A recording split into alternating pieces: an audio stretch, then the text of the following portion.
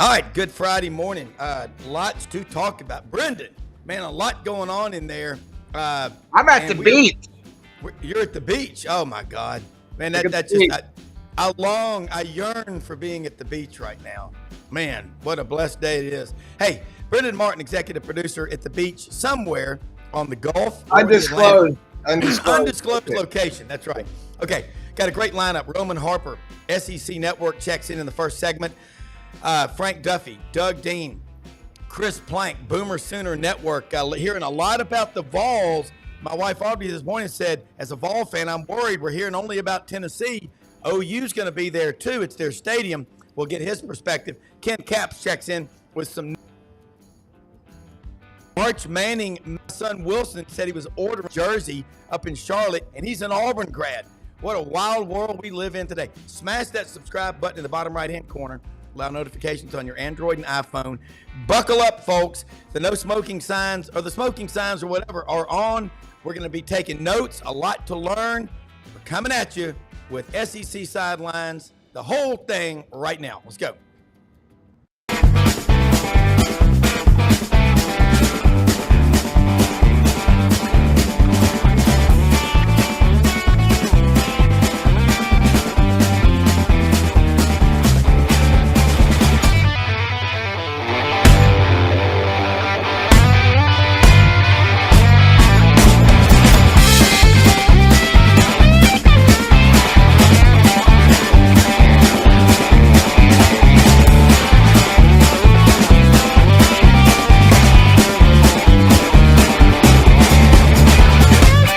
Sidelines with Rob Browne.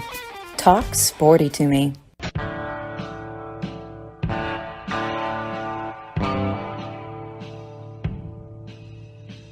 All right, man. Roman Harper is in here with us right now. I guarantee you he's been up early with the kids, working out, getting his day off to a great start. Frank Duffy, Mr. LSU Tiger in New Orleans. Frank, last night you were eating at one of those famous steakhouse. Hey, Roman, I know you played for the Saints for a few years, 9 to be exact. Where were you eating steak last night, Frank? Man, I was at Mr. John's on St. Charles Avenue. Fantastic steak. I know Roman knows Desi Vega. He's got a couple of great steakhouses here. Fabulous food. And look, there's nothing about sitting in a bar in New Orleans at a steakhouse and eating and watching a game in the corner and having your bet sheets fanned out in front of you. And let me tell you, Roman, we are on fire here in New Orleans with our two-game start, man. It's starting to feel a little bit like 2009 to me, man. We fired up around here. Roman, can they do it again? I mean, you're part of something that's only happened one time down there, and they're still celebrating. Yeah. I don't know if they'll be able to do it again. Honestly, I mean, you got to be so lucky to win a Super Bowl. Let's just be honest. Yeah. New Orleans has had different opportunities before that under Sean and with Drew. They had a couple of different times. You lost the NFC Championship game at home. I was at that game. Yeah. And you got to be lucky. But before all that, though, let's just appreciate the vibes. It's a very confident team right now. I was just at the complex yesterday. The fan base is very excited. And I like that. Like, I feel good for it. And I feel happy and appreciative for the players that actually get to live through that, because New Orleans is such a unique city. When the city and when the football team is good, it's just different. And I'm really looking forward to the Superdome on Sunday with Philly coming in. A lot of Philadelphia fans on my flight yesterday when I flew in. And so it's going to be rough. It's going to be loud. It's going to be ruckus. And I'm really, really looking forward to it. I'm excited for all the fans, though. I'm excited for the team. I'm excited for DA, Dennis Allen, and Mickey and those guys, because a lot of times everybody wants you to be so reactionary and so emotional and fire this coach and get rid of that. Yeah. And sometimes you got to have a cool mind, and a cool and calm mind will prevail at the end. And hopefully that's what's happening right now. We're starting to see a turn. Roman, I will tell you, the personnel on offense fits this Kubiak West Coast offense perfectly. I mean, Alvin Kamara is the West Coast back. Going back to the original one, Roger Craig, 1,000 years ago, he just has that ability to run hard, run fast, get the corner. But he's a great pass catcher. But the thing I'm fired up about is this defense. I mean, look at that secondary back there. I mean, and look, and Marshawn hadn't played the last few days. You got Kool-Aid McKinstry from Alabama played great corner last week. And look, when Marshawn comes back, he's our 6th D-back. Man, I'll put our 6 D-backs against anybody in the country right now. They're shutting it down. And if you can shut down those receivers and give Cam and that defensive line an extra 1 second to get to the quarterback, man, we were pounded. I was in the dome 2 weeks ago. And look, we had a D-back with 3 sacks. I mean, when's the last time that's happened around here? Roman, that doesn't happen. It's perfect timing, Roman. I feel good about it. Hey, look, I had y'all at 20-1 to win the Super Bowl in 2009. The only time I had ever bet the Saints, and it was because you remember y'all's 3rd preseason game. Y'all went out and played the Raiders, and y'all shut them down. And again, I know it was a preseason game, but it was the dress rehearsal game. It was the dress rehearsal game, that 3rd game, and y'all beat them like 42-0. And I said it last time. I said, our defense, y'all remember how opportunistic y'all were? Y'all were like thieves. Y'all were intercepting and recovering fumbles. So I'm telling you, I've only bet the Super Bowl bet for the Saints twice in my life. One was 2009, one was this year. And I got 90-1 this time, only 20-1 with y'all when y'all started that season. Shit, Roman, I mean, the excitement that this football and your college career and what you did with the Saints and the Panthers, 11 years, that's a long career. It translates into how you break down. You and Cole, have you written your Emmy Award-winning speech for that show, Read and React? Because it's the best show. It's a great show. People. Y'all break it down. You make it easy to understand. But I got to address the elephant in the room. My wife, Audrey, of All for Life, you've met her. She goes, all I'm hearing everybody talk about is Tennessee. What about Oklahoma? Let's start with that game out there in Norman this weekend because it's history in the making. It's going to be a big one. Well, do you want to hear about Oklahoma? I think, number one, they have a chance because they're getting back healthy into positions of need. Yeah. Their center's coming back, offensive guard. That should help sew up some things. The biggest thing is with Jackson Arnold. He has to continue to take that next step as a quarterback in this league.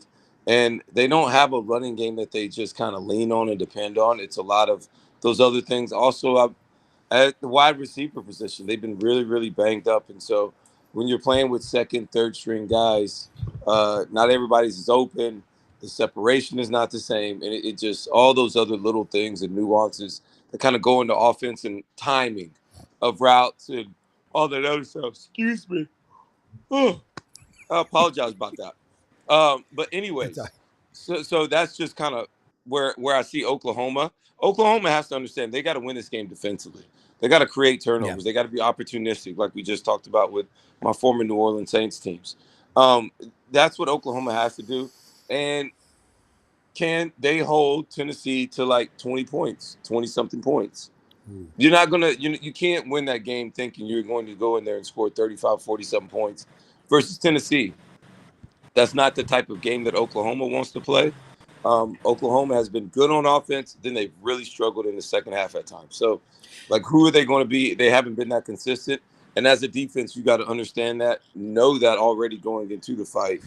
And what are we going to do about it from there? And so there can be no communication, no mental errors. Like all those other little things, they got to get those things cleaned up because Tennessee, we all know, can score at a high clip. And they attack you so differently than other teams. Roman, what you've seen in the SEC, you watch all these games, you break the tape down. What teams standing out as like the best four, and who are some teams that are on the way down that are surprising you a little bit? It's really hard to say like who's like on their way down or out. It's just too early, and every team is still slightly and surely, but kind of figuring themselves out. But I'll give you my top. I think Texas is up there. Texas is one of the top teams. Even though I'm not drinking the Kool-Aid yet, like they still have games that I want to see them play in. Texas, like every year we say it's this, we say it's that, but Texas is a team that's lost to Oklahoma 8 out of the last 10. And I know they don't want to hear me say that, but it's just the truth. And so you got to get past that. If you want to do something you've never done before, you got to do something you've never done before. So you got to beat Oklahoma. And then they have Georgia at home, which last time they had a big game like that, they let Alabama out of the gates. So they got to make sure they handle business with Georgia at home. And then you have Texas A&M on the road. Other than that, Texas is better than everybody else they have on their schedule, period. You just roll them out. Texas is better, period. So unless they have a huge letdown, they're not. That's where they are. Georgia's another team. For me, I do have some concerns with them offensively, just in their lack of explosiveness and lack of, it just seems like they're just kind of methodical at times. I want Georgia to come out and treat it like a 400-meter sprint. Like, I know it's a long race, but shoot, man, freaking take off. Like, you don't get to warm up into it. They blow the gun. Those cats are freaking rolling now. And so that's what I want to see out of Georgia. The ability to be able to go 4 quarters, pedal to the metal offensively, and not just have to depend on our defense to get all these other stops. And it's good to have that. Yeah. But what happens when you play against a team that has another gear? Can you keep up? Are you able to shift and go get them offensively? That's my concern with Georgia. The other team I like is Ole Miss. Ole Miss is playing really, really well. They got experience and they got NFL talent everywhere. This is the most NFL ready team I've seen, the most NFL ready talent I've seen on Ole Miss ever. Ever. And I say that, literally ever. So it's really, really good to see on defense. They got NFL guys up front. They got NFL guys in the back of the defense, especially Trey Amos. I think he's a really good player, the transfer from Alabama. Then on offense, you got weapons. Literally, you got 3 guys in the wide receiver. You got a quarterback. You got a running back. You got tight ends. It's just a lot of really good, talented players. They just haven't had a tough schedule. Jackson Dart's barely played into the third quarters, and so it's hard for you to okay. It's crazy.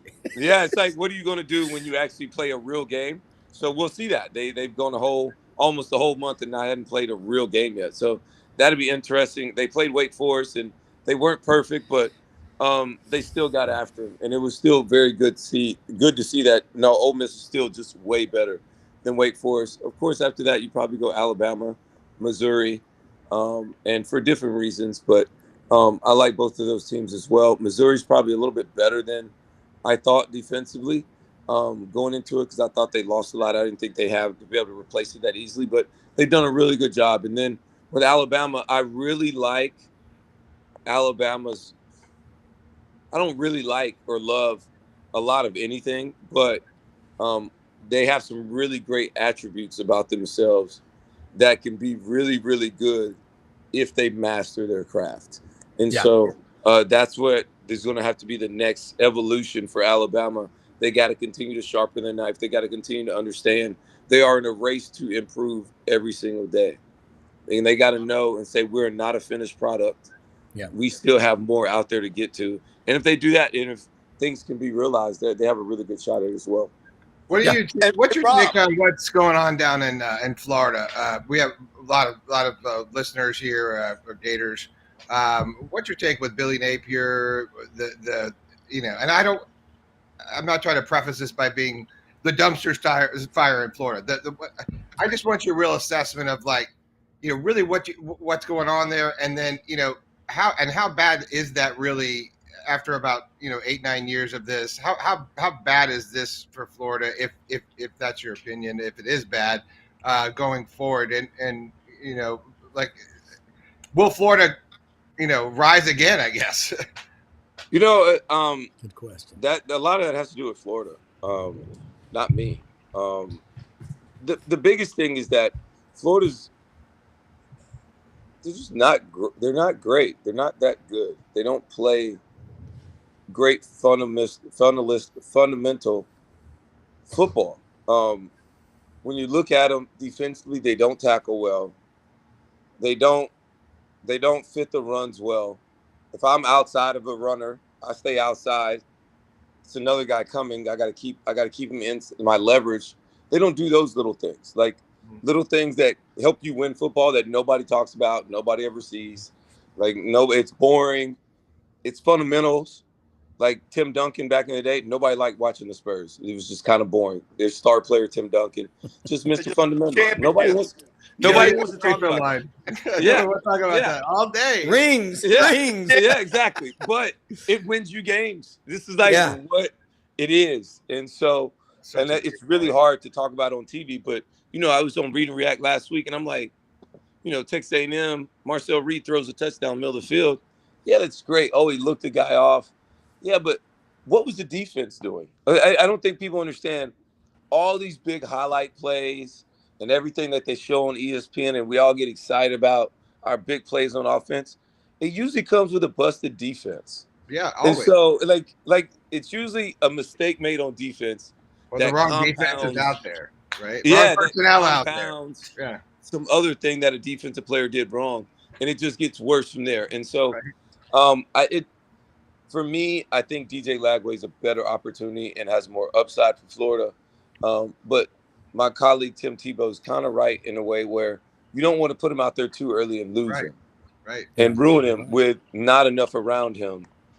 We're seeing that kind of on the pro level with Bryce Young right now. Yeah. And so all those things kind of happening, and it's just really, really interesting to see. But it matters to me less about the quarterback right now because the defense does not get stops when they need them to. Guys' eyes are in the wrong place. Ever. Yeah, they don't fit the run correctly. It's like little things that they should be so much better, and I want them to be better. But then at that point, I'm like, are you even playing hard? So now does that come down to coaching to you though? Is that? Of course. Look, of course, I will. I'm because I'm a former player. I never liked the running play, right? Especially 20-something-year-old guys and males that are out there, and that's just because most amateur athletes, 90%, 95% of the amateur athletes, they want to do what the coach is telling them. This is not the NFL where guys are making boatloads of cash and like, you know what, dude, I've been doing this for 10 years and like feeding my family. Like, you're this coach and like you're telling me this, and I'm like, F you, okay? Like, I got it. Right. That's not what's happening in college. Guys are actually listening. They want to be coached. They're probably not as listening as much because they're actually making some money, but you still have to coach the game.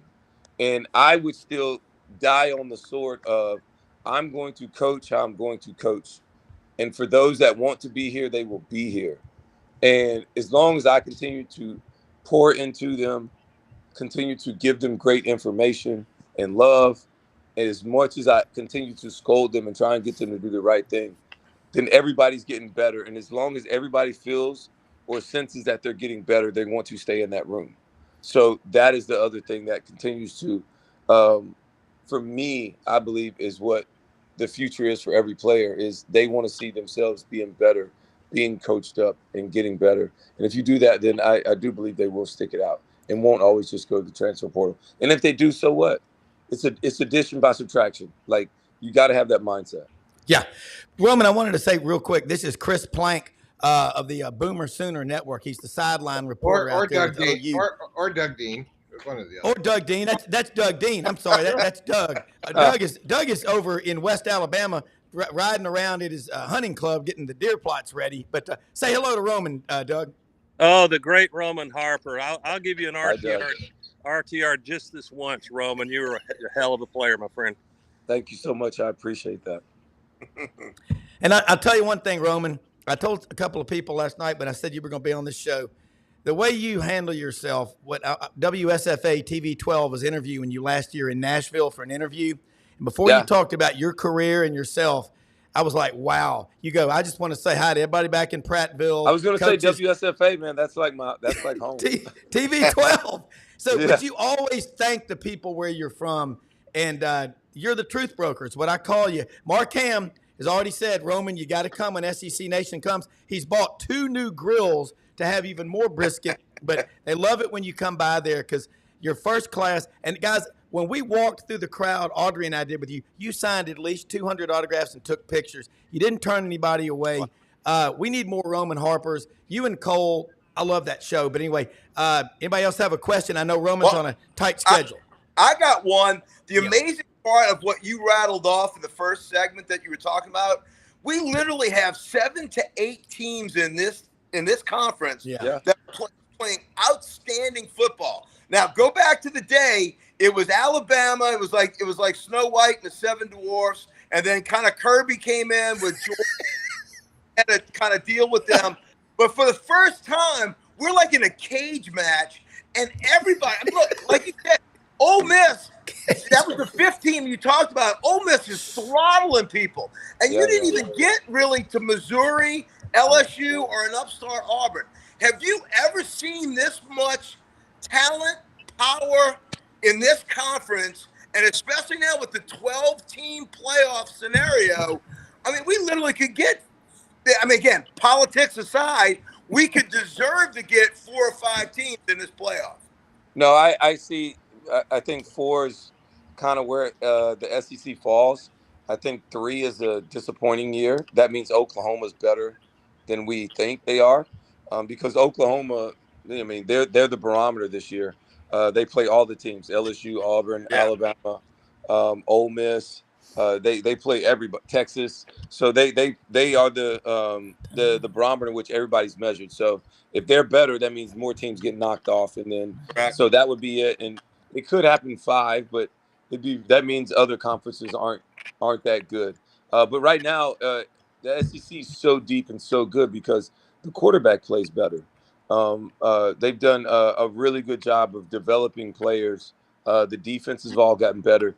And like the high school players and the other transfers that come to these schools all understand what SEC is, and it's just like they're saying, or their slogan, it just means more. It truly does, and they recruit at that level, and they understand that. And players want to play against the best, and I want the best chance to go to the NFL, and you do it by going to the SEC. Yeah. Great. Rob, can I throw a question? Absolutely. Because Roman, I know when you got to go, you got to bounce. I understand. Okay. Roman, first of all, I really enjoy you on air, and I say the same thing about Greg McElroy. I don't care where a guy played college as long as they call balls and strikes on air, and you do a fine job. Thank you. You know, one of the great things about college football is it's immortal. There are seasons, good or bad seasons, they live on in our memory, especially here in the South. And I wanted to take you back, if the question is not unfair. I think you're uniquely objective to answer this. Raging debate between Auburn fans, which team would win a hypothetical game between that 2004 undefeated Auburn team and 2010? And of course, it's unanswerable and kind of silly. But you were playing at Alabama at Oak. Y'all gave Auburn hell in that Iron Bowl that year. Yeah. Might affect so the 2004 has more NFL guys, but it's just really hard to slow down or stop or go against the 8.0 typhoon magnitude that was Cam Newton, right, of college football. Like, it's what it was. Like I'm still like, man, I would probably take Cam just because, I couldn't name a whole bunch of other guys off that team that were NFL guys. Yeah. But Cam Newton was the best player in college football, and still one of the best players I've ever seen come into college football and just take it over by storm. Auburn was not ranked when he showed up.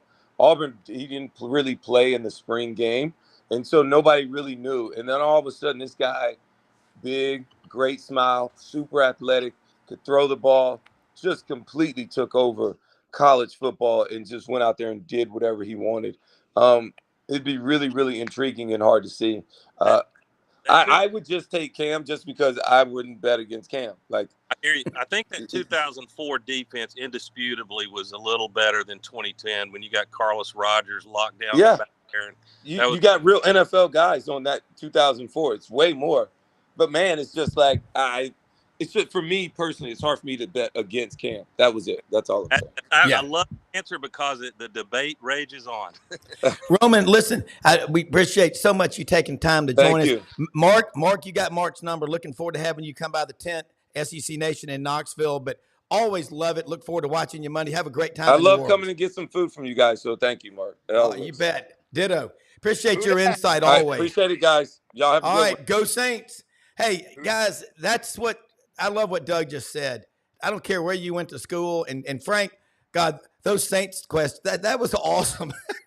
he knew the steakhouses and all like that. And Chris Plank's going to be on here in a couple of minutes from the Sooner Network. They're getting ready for that big game against Tennessee. But let's get started, man. And Brenden, I thought the answer he gave to you about Florida, Brenden, was interesting. They're just not doing all the little things, and most people don't want to do those things to get better. And I watched the polls about Texas A&M playing at Florida. Brenden, I don't know if any of y'all saw that. And A&M's celebrating like they won the biggest game in memory. But that tells you the brand of Florida. Even to beat a Florida team that's this bad, it still means a lot. I mean, if someone goes to the swamp. You get to go into the swamp and take one back, you know. And that's what SEC is. It's like lifetime records. Like, oh yeah, we're so, you know, against each other, and everyone just wants to be able to talk shit. I mean, that's all it is. But you know, end of the day, it doesn't matter. But I like about Roman, it's like he gives you player perspective. I like interviews like him. You know, he wouldn't say it, but he'd probably be like, F the coaches, like the players. And he's right, you know, because ultimately it you know, great players like him don't need that much coaching. I mean, fundamentals and stuff like that, but, you know, discipline, understanding that fundamentals do matter. Things like staying home, you know, staying inside, keeping it, you know, leveraging your other team. That's hard to teach strategy and understanding stuff like that. You know, that comes from, you know, playing chess and, you know, and understanding your next three moves, playing pool and understanding all this different stuff. I think what we see with him and what I always like about watching him is that you get the straight dope perspective from that player. And God almighty, did you see his neck? He'd crush you with like this his chin and his neck. Roman could play today. Racked, right? Yeah, Roman could play today. Well, he's not here, Rob. Okay. I thought, okay. That was Doug. Okay. Never for a drink in this town, by the way, just to let you know how beloved Roman is in this town. Should never have to pay for a meal or a cocktail. Yeah, Rob, look up. Okay. There you go. There's Chris. Chris Plank. Squirrel, look up. I'm going to take your phone away from you, Rob. Hi, Chris. Hey, what's up, guys? How you doing? Good seeing you. I've taken the 7 points already. I've taken the 7 points. I believe in Boomer Sooner. All this damn orange talk, let me tell you something. You going into Oklahoma, you better pack your lunch. And what Roman didn't mention when he was talking about this game is if Oklahoma can get this game played on the lines, that's going to be the difference. It's got to be one on the lines, and it's got to be in the 20s. Yeah, and I appreciate you guys having me on. We do remotes on Friday for my radio show, and I jumped on a little bit early, and it got me plenty of time to get here to Mitchell's Jewelry today. So it's kind of because Phil Fulmer's going to come on our show today, so we're pretty excited about that. But you know, the thing that's interesting about this, guys, is it's been a week of just hearing how terrible Oklahoma is and how Tennessee's going to trounce them, and that's fine because we've done this every single year with Tennessee. They went and they got beat by Florida last year when they were supposed to be world beaters. So, you know, Tennessee's really good, though. I mean, let's give them credit. Their defense, they finally got it figured out, it looks like. You know, Oklahoma's got to be better on the offensive line. They haven't been very good on that front. It looks like they're going to get their starting center back, but he's only played 9 snaps so far this season. So we'll see how that plays out. But, yeah, it's been a real interesting week and kind of the buzz and the excitement that is here for fans, for Oklahoma fans. We haven't had game day with fans since 2012, but then also kind of like that nervous energy because you just haven't seen it from your offense yet this year. You know, Doug, I know you got questions because you got to get back out there to get the deer plots ready at your hunting club. That's life in the South, man. Of course, Oklahoma is definitely the South. Doug, jump in here. Yeah, first of all, I'm glad you said that because I know Duff and your guest who just came on, Boomer Sooner, you're sitting in your palatial estate sipping Irish coffee or something, and work shifts out here got to get the food plot turned and get deer season. No, seriously, what a big weekend. I think before I get away, Rob, there's an I told you so segment. I told you that Georgia Tech would beat Florida State 3 straight games, if you know what I mean. I liked Memphis last week, and man, how far have the Seminoles fallen? So that's a bigger than it looks on paper game that Florida State got tomorrow. I was speaking on the Auburn front just briefly.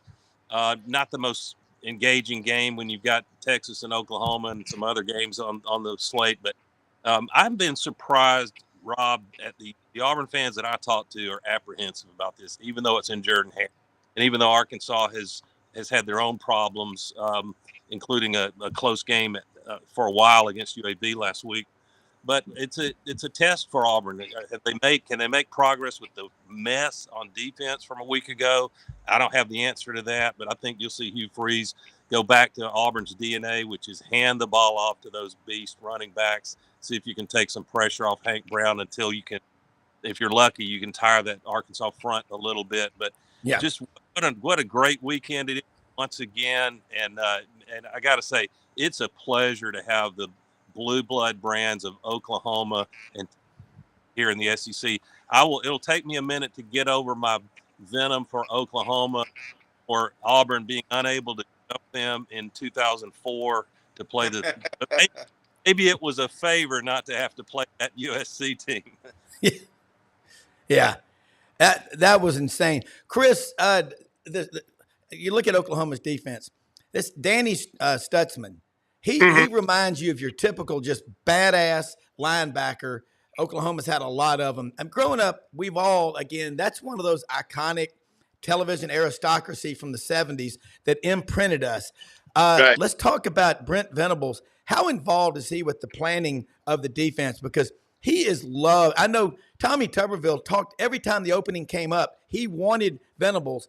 And he knows how to find a coach, but you know that program inside out. You're down. By the way, have you ever nearly been run over by the wagon when it's celebrating after a touchdown?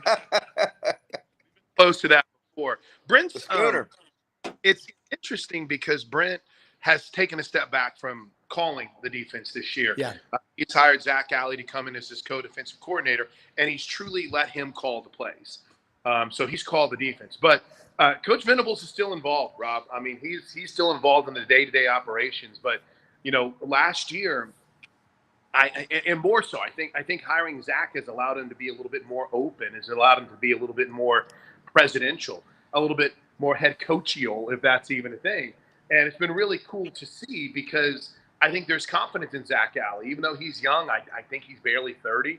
But he's given him that power. And I think it's opened up Brent. I think it's made him a better head coach because he's not spending that time over in the defensive huddle.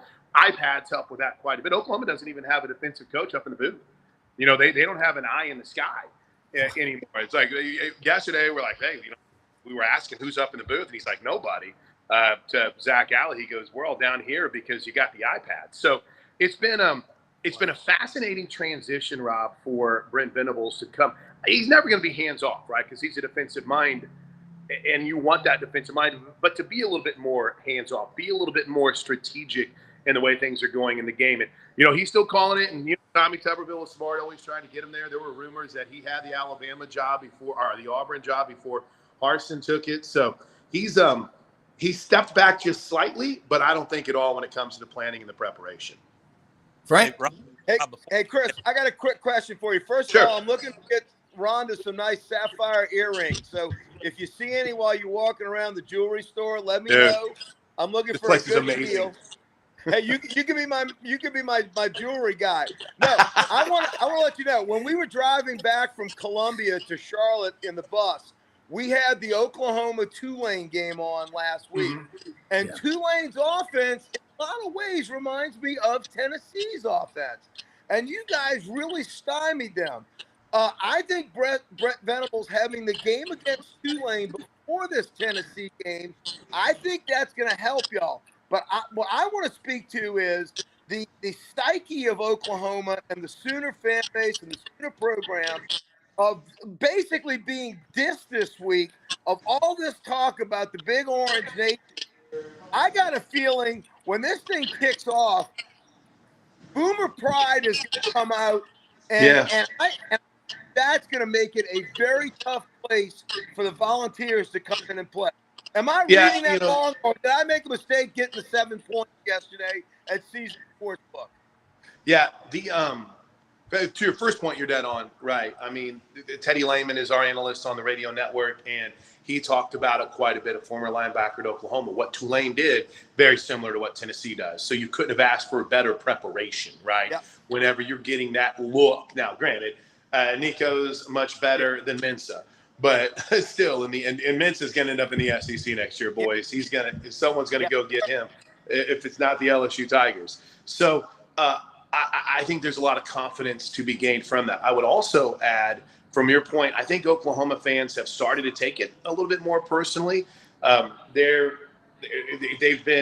week was getting a little paranoid early on because they had not played well offensively. And then all of a sudden, as the week progresses, it's like, we got a chance here. We're Oklahoma. We're going to have a crazy atmosphere. So it's been really cool to see the juice, the energy. It's a vibe around campus you haven't had in a while, not just with game day, but with the energy. Like I had some responsibilities on campus yesterday, and I looked fairly close to campus, and it felt like the Friday before a game day, and it was Saturday. So there's a lot of juice, and I think it's going to be very loud on Thursday or Saturday night. Doug? Yeah, before I get out of here, and this is way off the radar, but I feel like I need to take my medicine. I was going to ride that Vanderbilt Commodore train, which nobody else was on. And it looked great against Vitek. Georgia, come on, man. Georgia State. So I'm Vanderbilt Commodore Nation. You better be anchors down, because I'm picking Vanderbilt to take Mizzou to the wire. I like Vandy and the points. That Diego Pavia, he's not going to have two terrible games back to back. No. And Mizzou I think they're going to make a charge at the playoff. But that was a troubling game a week ago. Much could have gone the other way. And I still like Missouri. I really like Drinkwitz. In fact, Brenden, you can comment on if Kiffin ends up being off the table. Is Drinkwitz? Wouldn't he be a fit at Florida if he considers that a more attractive? Which I think that would be a wild one. I mean, I like Vanderbilt to come back, not win the game, but make it interesting late. I'm out of here, Rob. Doug, thank you so much, man. Look forward to having you. Next week will be Saturday. Chris, you got to come join us next Saturday. We're going to be doing a live show on location down in Auburn. We're going to be down there Friday and Saturday. So I want you to come out there with us. We're going to do it 8 o'clock Saturday morning. Get the day kicked. I know you'll be in Auburn. So I guess y'all fly into Atlanta. And you know what? I have no clue. I think it might be Montgomery. Does that sound okay? Right? Montgomery. There you go. Oh, look, we're looking forward to having you on. And I know you've got to jump off here in about 4 minutes. Tell us what we don't know that we need to know, the top story developing out there in Soonerland. And just be careful about the Sooner Schooner, as Frank alluded to, because that's a powerful beast coming at you after a field goal or a touchdown, isn't it? Anything. Watch them turns. And when they turn, and then when they take the field now too, it's leading them out on the field. Something new here in 2024. So some non-game things to keep an eye on. The Toby Keith tribute to start the fourth quarter has been really cool. They play courtesy of the red, white, and blue, and everyone sings along. Toby was a diehard. If he was still with us, he'd probably be the guest picker this week. From a non-game day perspective, that's really cool. And a non-in-game perspective, I think that's something fans have really started to embrace and like. Two in-game things I think worth keeping an eye on. Oklahoma, we haven't really seen too much. I think the word would be mystery when it comes to their special teams. Haven't had a lot of big kick returns. Haven't had a lot of big punt returns. When Peyton Bowen got hurt in the first game, they struggled even catching the damn punt. They bobbled it all over the place. And so he's healthy. Kettner, who transferred in from Florida State and hadn't kicked in a game in his career until he got here, has been outstanding. But I only bring it up because I think special teams are going to play a massive role in this game, whether it's a big return, whether it's a fake, whether it's a punt block. You look historically in those big games for Oklahoma, Bob Stoops always had something up his sleeve. The fake punt against Alabama that changed the whole course of that. I think they did it twice. I think they did it against Alabama twice. So I would keep an eye on special teams. And, Doug Deacon's come over. He's become kind of their special teams coordinator. Kind of he is, and has done a really nice job. So that wouldn't surprise me at all to see something in the special teams. And then third, there's a freshman running back. I think I talked about him earlier, but Taylor Tatum, and you get the sense that he's getting really comfortable. Oklahoma's got to get more from their running game if they're going to win this game on Saturday night. They've got to be better on the offensive line. So to me, I would keep an eye on a guy like Taylor Tatum. He's a baseball player too. He's a dual threat athlete. So I'm really excited about the opportunities with Taylor Tatum to potentially have a big game on Saturday night. Those are some things that for me, I'm really keeping an ie on. All right, Chris has to play Oklahoma football. That's what has to happen on Saturday night. That's what I'm looking for. Oklahoma's got to man up on the offensive line. Chris, two greatest running backs in Oklahoma history. One of them's from Hooks, Texas. The other one's from Palestine, Texas. I'm going to say Billy Sims and Adrian Peterson. Agree or disagree? I like that a lot. I think Joe Washington would have something to say about it. DeMarco might have something to say about it. But I'm with those would be my two favorites. Hey, Chris, this is Ken Capps, Football Writers Association of America, a Texas grad in the Hook'em Hut down there. Now, you guys don't get into it on the show, but I got to ask you this. This is so funny. I asked Ken, in the SEC, you're going to see this when you start traveling. Frank will tell you, Doug, Brenden, I love it, entertaining the fans from these other schools, coming there and drink some Ham's beer back behind me, cold ones, barbecue, in Frank's case, gumbo, boudin, jambalaya, anything. But we love hanging out with the fans of the other schools, and we want to beat you. But I see a day where Texas and OU fans come together. Chris, is it going to happen? Well, we came together. We left together. I mean, there you go. You might have been on different cars, but y'all left together. Well, you know what? I almost think we had to go in the same car, to be honest with you. But they together because they realized, you were better together. You were more profitable together than you probably were trying to split apart. And so I love Texas, man. I love Del Conte. And like I said, I want to beat him on October, 16th? But I think it's pretty impressive. October 12th. Done. Yeah. October 12th. Howdy, folks. Big Tex here at the Texas State Fair. Y'all have the biggest party. Well, Chris, what I told Rob was, he was talking about how all the fans in the SEC like to get together after the game under a tent, have a cold one and eat some nachos or whatever. I said, listen, after the Texas OU game, you're not going to see any Texas OU fans getting together under a tent and singing Kumbaya. That's not happening. Right? One of us high State Fair, the other's partying. So that's kind of how it goes. Exactly. Yeah. Chris, I know you've got a heart out right now. You've got another show you got to do. But first off, thank you so much for sharing your time with us. And absolutely love the Toby Keith tribute. You think about him, a wildcatter, the way he was. He represents that fighting spirit of Oklahoma, Sooner pride. That's a 5.1 million people in a blood red state. America first. Love having you on here. Join us next Saturday in Auburn. We'll feed you well. I'll do my best, Rob. Thanks, guys. Talk to you soon. All right. Take care. That is Chris Plank, Boomer Sooner Network, the sideline reporter. And hey, Ken, Frank, Ken's got some notes on Arch that are going to blow our minds. So let me say this real quick about our great sponsors. We are blessed to have sponsors like Hewlett & Dunn Boot and Clothing Company on the historic square in Collierville, Tennessee. I was out there yesterday to see Charles Hall and JM and Raven. Picked out some great stuff for my squaw, Audrey, a new dress and some new Stetson jeans. Holy shnikes. They're just absolutely phenomenal stuff. You go in there, they know you and they know what you like. And even if you don't have your wife with you, in my case, Audrey wasn't with me. Miss Audrey got some cool stuff. And she was just giggling and grinning when I gave them to her. And I mean, it's a great store to go to. Also, the folks at the Vitamin Shop in Oxford and Olive Branch, Mississippi, they've got products that work, and they've got a staff that's trained and is knowledgeable. You can order, hit that QR code, let them know you heard about it on Sidelines. They're open every day of the week, 7 days a week. There's only 7 days. And you will love the people there. Great products. I use the prebiotics, the shot blocks, the goo, the energy gel, the recovery drinks for workouts. Also, Rumble Boxing Gym, Midtown Memphis, How you fight is how you live. All these QR codes are available on here. If you're looking for a hunting dog, the best dog training in America is in Jonesboro, Arkansas, Web-Footed Kennels.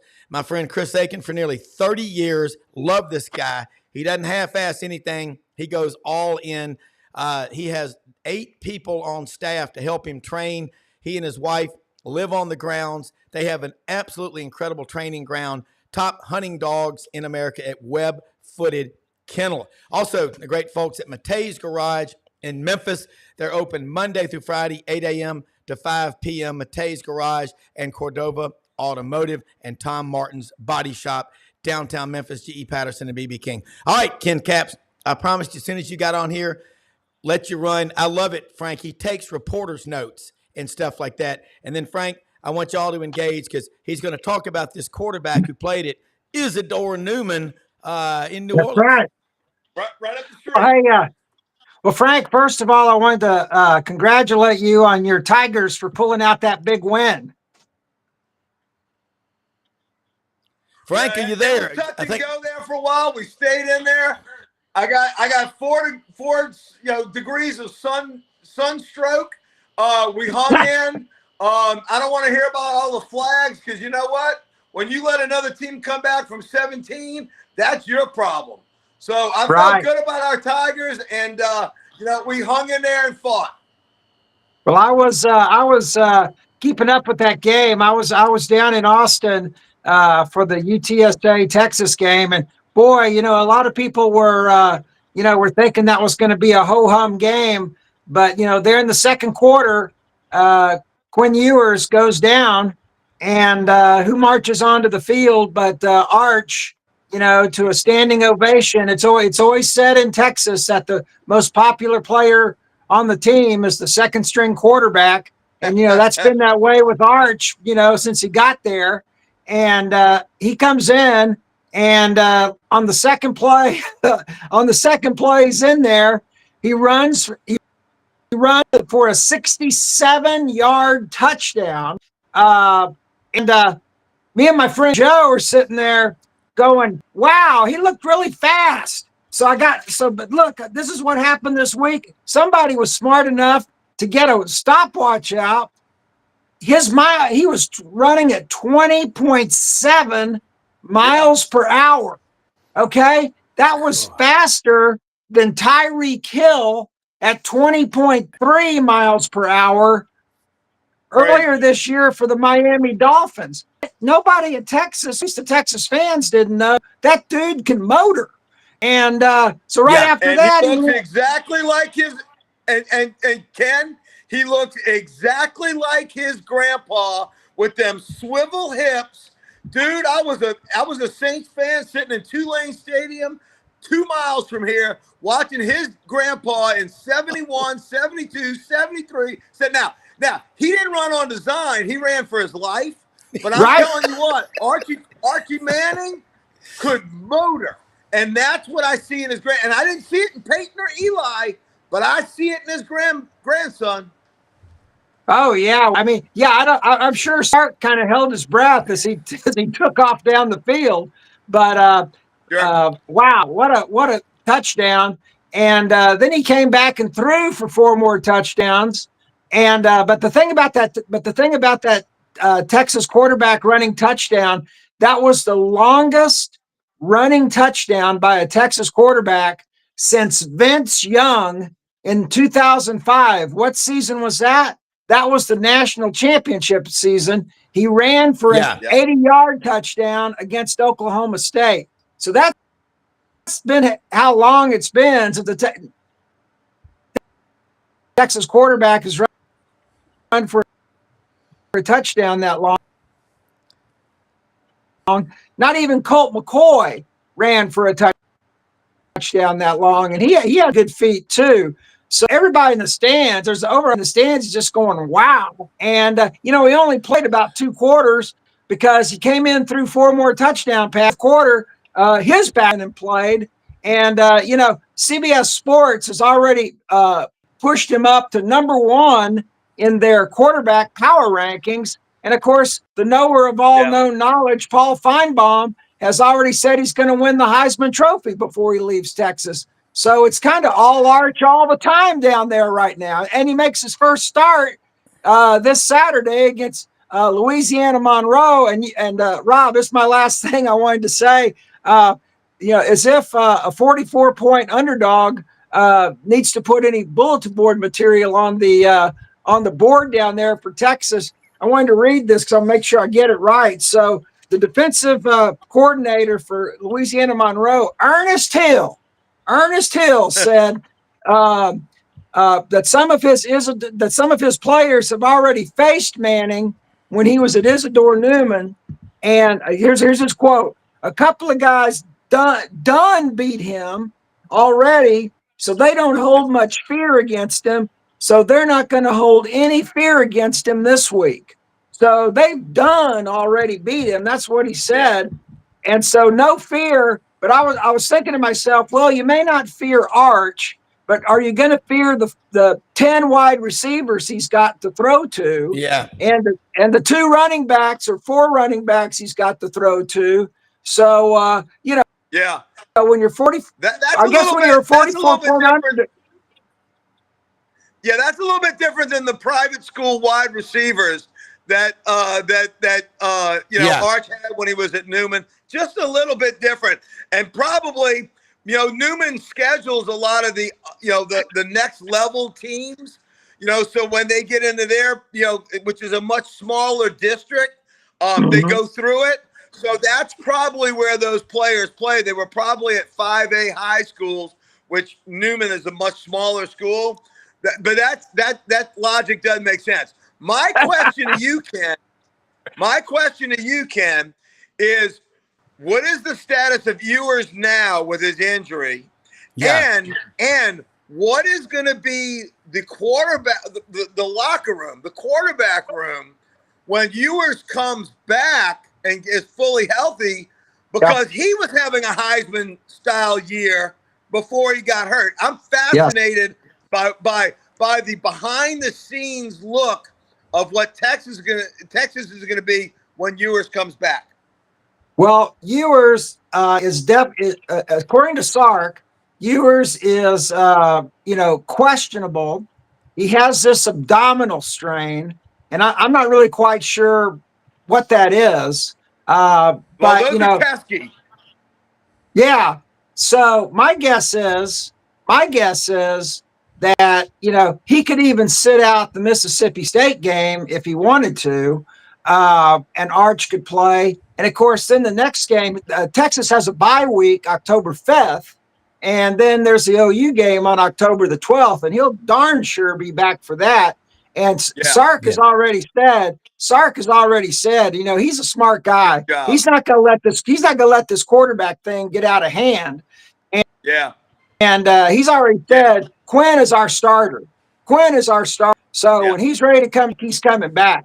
And I'm so glad that he learned from his boss Nick Saban not to let that thing get out of hand, because there's already been a lot of talk, that Manning should start this and that. No. The plan is still the plan. The process is still the process. Who do we hear that from? Nick Saban. So Nick Saban. Ewers will be QB1 when he's healthy. That's Ken, you can see over my shoulder, my right shoulder, the SEC map that our good friend Barnwood Brenda Brewer down in Batesville, Mississippi made. You notice it's not by accident. It's just Texas is so damn big. Look at the Texas just sticks out at you. So I gotta ask you. I had a question for you, and now I'm kind of drawn. Yeah, here. No, someone said on here, easy on us non-Northwestern McDill Masters holders from Northwestern journalism. I guess that's from Rob Anderson in Valdosta, Georgia, down there in Lowndes County. So I'm going to use a fancy word. And Frank, watch this. Will we continue to see a modicum of Arch Manning every Saturday from here on out? Modicum. That is the word that got my son Wilson knocked out of the spelling bee in second grade at St. Louis Catholic School. Dadgummit, modicum. Today's word. Well, I mean, what do you think? I think. Go ahead, Ken. Well, I was just going to say that, Ewers is players now. Every year, Ewers has been injured and missed time and missed games. So, he is, Frank, you're exactly right. He's having a Heisman year. That game against Michigan pushed him way up in the Heisman rankings. All we ever heard about was Dylan Gabriel and Carson Beck. And then all of a sudden put himself in there. A lot of people said Manning himself in the Heisman race after that game last week. But again, it was UTSA. But to come in cold, and just and to come in and throw 4 touchdown passes, run for another one in 2 quarters, they weren't going to risk getting him hurt either. So then Trey Owens comes in, gets some valuable playing time. But Arch is always going to be a factor. And my gosh, there's nobody in this country that has 2 basically stud quarterbacks, QB1, QB2, that can just come in and play lights out football week in, week out. Yeah, no, you're right. Y'all have an abundance of riches, an absolute abundance of riches. Here's the thing that I was more impressed with watching Arch come in. He immediately had a command of the offense. They looked up to him like he was a senior or a fifth-year senior or a COVID sixth-year senior. That, to me, shows me that behind the scenes, that young man, a true sophomore, a sophomore-aged young man, has control of that team. That is really impressive. And look, we all know he's a great kid. I know Cupper, his dad. In fact, Arch actually went out with a daughter of one of my pledge brothers, my fraternity brother. They went out I don't know if they're still going out, but they went out together. I heard from the dad of the daughter, this is one of the nicest young men, one of the most composed young men. So we know he's got the pedigree. We know he's got the arm. We found out he's got grandpa's legs from that swivel hip run. Dude, he's the real deal. And look, I hate to agree with Paul, but Paul might be right. I think the kid is a shoe-in for the Heisman. I hate to put that pressure on him, but let me tell you something. That's why I picked Texas to win the national championship this year. And Sark is only building a behemoth. And let me tell you something. Kirby starts stumbling over there in Athens, and you saw a little hiccup on Saturday night. I watched that game. That was not an impressive offense. Carson Beck, look, that was Kentucky. South Carolina put 31 up on Kentucky. So I'm telling you, there is a sea shift going on in this brand new conference of ours, and it is shifting westward. Well, let me throw this, Ken. Not so fast on writing off Georgia. Don't buy the flowers. Don't pick out a suit to bury him in, and don't call the casket maker. Georgia stumbles every year, and Frank, you're right on everything else, but they stumbled at Auburn last year. Brock Bowers, the kid out of Napa, California, pulled that one out. They've struggled the last 2 or 3 times they played at Kentucky. You're not going to be at maximum effort every time. Brenden, I want Brenden to jump in here. He comes in. I want Brenden in this conversation because I want to get Ken's thoughts and Frank too. What's going on, obviously. Florida is going to have a tectonic plate type effect on the rest of college football because Florida's going to grab them a coach. And when they do, I go to that statistic I saw, trust but verify, but it says Nick Saban's retirement led to 423 people's careers being affected around the country with just the moving of the chairs. It's interesting. But I think Kirby Smart, what he's looking at, Frank and Ken and everybody watching, he's got the week off to just rip into these guys and say, see, you're reading all this stuff about yourself and you're caught up in all this. You're eating the rat poison, as Saban would say. And they're going to be, I think, clicking on another level when they get to Tuscaloosa. Frank Duffy, jump in here, the man from New Orleans. Well, not having McConkey and Bowers early in this year, that was Brock's safety blankets Correct. I think that's really the effect that you're seeing with this. And look, they just beat down Clemson, right? But Clemson made that close in the first half. So I'm just saying, from what I saw, look, I watched every play of that Colorado State game. I watched the Michigan game, and I watched when Arch came in. I wanted to see that. I went back and watched all the highlights.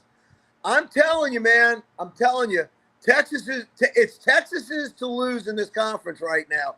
That's how well Texas is playing, and Georgia is not the Georgia of the last 3 seasons, in my humble opinion. Well, I think Ken, when Roman Harper was on in the first segment, he too is in New Orleans, where he played football for the Saints for 9 years. Of course, he's from Prattville, Alabama, a proud Prattville Lion. He talked about Georgia needing those playmakers outside on the edges. And Frank alluded to it a moment ago. Without Ladd McConkey, without Brock Bowers, first and second round draft picks, they are a different team. And in their great history at Georgia, which began February 20th, 1892 at Piedmont Park in Atlanta, Georgia, Auburn 10, Georgia nothing. Yeah. It was a crowd of 5,000. My dad was there. Georgia's mascot Oldest rivalry in the South. Georgia's mascot was a goat with a red and black cape.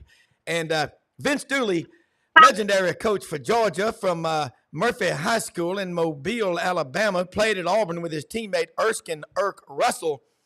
Vince Dooley said that game in 1892, which Auburn won, the Georgia fans were so enraged that they barbecued the goat after the game. I guess you could say that was the first tailgate in the Southeastern Conference, Piedmont Park. And it's a famous place in Atlanta. All right, I'm going to play trivia because I got a couple of savants. And when Dave Tompkins is on here, it's up on another level. But his schedule's crazy. He was on with us Wednesday. I'm going to ask both of y'all. I'll start with Ken. There were three brothers, Lamb, Ham, and Jam Jones. Jam Jones. Texas. Where were they from in Texas? I bet Ken knows this. If he doesn't, I sure he's got do. Both of us. Okay, go ahead. Well, they weren't brothers. Okay, they weren't brothers. They were friends. But they all played together. Johnny Lamb Jones was a very, very great friend of mine, and was an amazing man. You know, he won the 1976 gold medal on the 440 track team on the 440 hurdles in Montreal. Okay. He was the number 1 draft pick for the Jets when he got out, and just was an amazing man, and really helped kids with drug and alcohol problems. He passed away about 4 years ago. I was a pallbearer. I was honored to be a pallbearer. Wow. At his funeral, and really, really, really miss him. He sold his gold medal to help out kids in Special Olympics. But anyway, Johnny Lamb was from Lampasas, Texas. Wow. Lampasas, Texas. Yep. Johnny Ham Jones was from Hamlin, Texas, which is about 200 miles north and west of the Metroplex, as we like to say here on this show. And then Jam, believe it or not, was from Los Angeles, California. And they used to rib him so much that when he got to Texas, you know, he showed, and this is like back in the late 70s. And I love hearing these stories that when Jam showed up, you know, he showed up, you know, dressed LA style. And so they had to fix that down there in Austin, Texas. So they went out and bought him a pair of cowboy boots and you know, some Western jeans, and Ham and Lamb helped him out with that. But yes, Ham, Jam, and Lamb all played on the same team and were all on the field at the same time once in a while. And they were 3 amazing players and 3 amazing ambassadors for the University of Texas. I remember Lamb That's Jones awesome. turning a punt against the Saints when we played the Jets. I think it was a Monday night game. And all I can remember is Russell Erxleben, the Texas punter, who we drafted crazily in the first round. Never, even if he punts and kicks, don't take one in the first round. When he punted, Lamb Jones put a move on. The Saints were up like 18 points in the game. The Jets came back and won, and it was on Lamb's punt return that they went ahead and stayed ahead. And the juke that he put on his former Texas mate at the goal line, Erxleben folded like a lawn chair at the goal line trying to stop Johnny Lamb Jones, and he scored. All right, well, Erxleben kicked a 63-yard field goal, which stood as a record for a long time at Texas. And so, that's why we drafted him first. Was that kick and the fact that he can punt? I can still hear the Saints saying, "Well, we got two players for one." Again, he did not have the pro career that we hoped he had. He also had lots of injuries. He was always on the shelf. Yeah. All right, guys, we're going to wrap up here in a few minutes. I know Brendan's on location today, undisclosed location. But, Ken, that was a cool answer. And knowing about it, because how many times have we heard Waylon Jennings talk about, let's go to Lugenbach, Texas, and then out in Lampasas. That these towns, they're etched in our iconic, in our brain, the nomenclature of our lives. That sounds like a great soap opera. These are the nomenclature of our lives. I don't think that would go over very well. Not with Floyd R. Turbo American. Frank, got a question real quick, and we're going to wrap up here in a couple of minutes. Give me a game or two that you think, I love this one, and the line, and your take on it, and then we'll wrap up. I like Georgia Tech getting 10.5 from Louisville. I like Army. I like your boy Dave Tompkins, Army Knights. But I really think Oklahoma getting 7 at home at night. I think they're going to step up, and if not win the game outright, I think they're going to keep it within a touchdown. Woo! Ken, anything jump out at you? Tell us, last thing. Let me just say this. Most often we see the face of Christ in the least among us people. We live in the greatest country in the history of the world. What does that mean? Go out and help other people. We're all blessed. You give, you'll get back more in return than you could ever dream of. I want to say thanks everybody watching today. Executive producer Brenden Martin, Doug Dean, Roman Harper, Chris Plank. We cannot do it without a team. Every time you talk about something, listen to Pat Sullivan's Heisman acceptance speech in 1971. It ain't about one person. It's the entire group. A lot of people get you there. As Bobby Louder says, when you drink from the well, remember those who dug it. Don't ever forget it. Ken, parting words. Well, I just want to congratulate my another good friend of mine, Major Applewhite, former quarterback at Texas, for his big win last night at South Alabama, beating Appalachian State 48-14. And I don't know if y'all watched that game, but the students were. But what were those students? What were those App State students doing over there, sliding down that hill in the mud? I mean, they weren't watching the game. They were over there. That bad. Well, they needed losing like that. Well, but if you're gonna do that, they needed to put some more. They needed a garden hose and needed to put some more water on that mud because it wasn't slippery anymore. I got more of a kick watching that.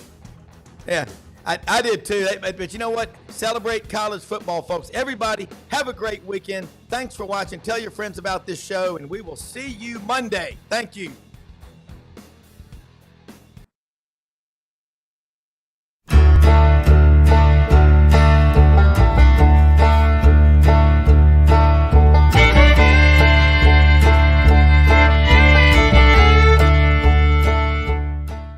In a perfect world, you'd set a health goal and results would happen overnight.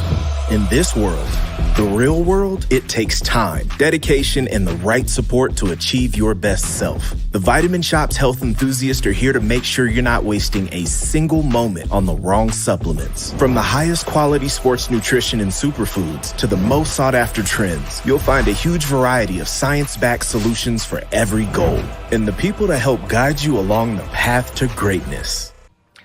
Unbelievably, every 2 minutes in our communities, a child is either bought or sold for sex. I am Ari Dickey, board member for the Nashville Anti-Human Trafficking Coalition. Join me and millions of others in our fight against human trafficking and for its victims by helping to educate the most vulnerable among us, our middle and high school students. Go to nhtcoalition.org, become a partner, and help keep our families safe, because none of God's children